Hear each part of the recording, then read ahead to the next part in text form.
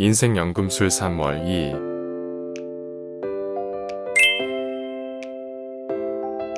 지혜로운 사람은 냉정하고 모든 일에 평온한 마음으로 편견을 갖지 않으며 차분하게 대합니다. 평등한 마음이란 평안하게 있을 수 있는 마음입니다. 여러 자기 사건에 의해서 시달리고 밸런스가 무너진 인간은 평안의 경지에 도달했다고는 말할 수 없습니다. 지혜로운 사람은 냉정하고 모든 일에 평온한 마음으로 편견을 갖지 않으며 차분하게 대합니다. 그와 같은 사람은 자기의 나라만 사랑하는 급진적인 애국자가 아닙니다. 정념에 휘둘리지 않고 언제나 자기 자신이나 세속과 사이좋게 지내 어느 쪽에도 서지 않습니다.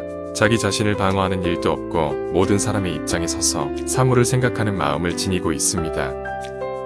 애국주의자는 자기 자신의 의견이 항상 올바르고 자신들에게 반대하는 것은 모두 잘못된 것으로 확신합니다. 타인의 의견이나 타인의 입장에 좋은 점이 있다는 것 따위는 생각하지 않습니다. 그런 사람은 공격과 방어의 열에 사로잡혀 살고 있기 때문에 평등한 마음이 가져다주는 조용한 평화 따위는 모릅니다.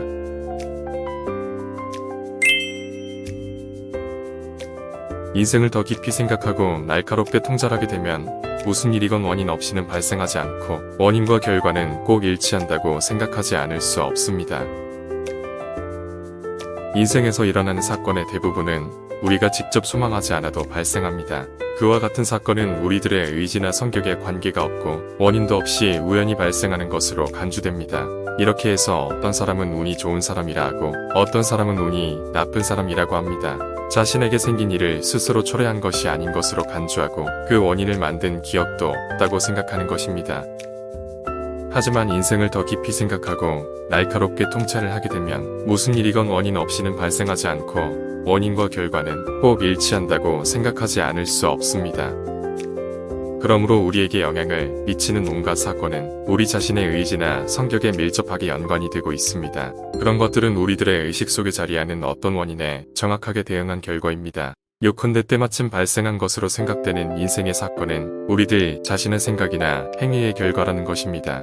그것이 표면적으로 명확하지 않은 것은 인정합니다. 하지만 물리적인 우주에서조차 기본적인 법칙은 눈에 보이지 않습니다. 만일 원자끼리 결부시키는 법칙을 발견하기 위해 사고, 조사, 실험이 필요하다면 마음과 마음을 잇는 법칙을 인식하고 이해하기 위해서도 그런 것들은 필요할 것입니다. 그와 같은 법칙을 알고 싶다면 올바른 행위를 함으로써 이해하는 힘을 기르지 않으면 안 됩니다.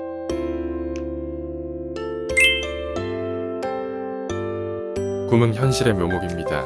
이 세상에서 지금까지 달성된 위대한 모든 업적도 처음에는 한낱작은 꿈에 지나지 않았습니다. 떡달나무는 한동안 도토리 속에서 잠들어 있었고 새들도 한동안 알에서 기다렸습니다.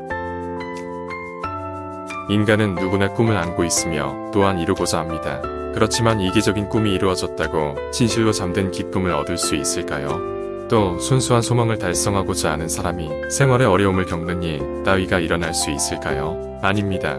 절대로 그런 일은 일어나지 않습니다. 원인과 결과의 법칙은 결코 그런 실수를 저지르지 않기 때문입니다. 고결한 꿈을 꾸십시오. 당신은 꿈꾸는 그런 사람이 될 것입니다. 당신의 이상은 자신의 미래를 예언하는 것입니다. 꿈은 현실의 묘목입니다. 이 세상에서 지금까지 달성된 위대한 모든 업적도 처음에는 한낱작은 꿈에 지나지 않았습니다. 떡달나무는 한동안 도토리 속에서 잠들어 있었고 새들도 한동안 알에서 기다렸습니다. 지금 당신의 환경은 썩 유쾌하지 않을 수도 있습니다. 하지만 당신이 이상을 품고 그것을 향해 걸어간다면 지금의 그런 상황은 결코 오래가지 않을 것입니다. 이상 속을 여행하는데 어떻게 그 바깥에 계속 서 있겠습니까?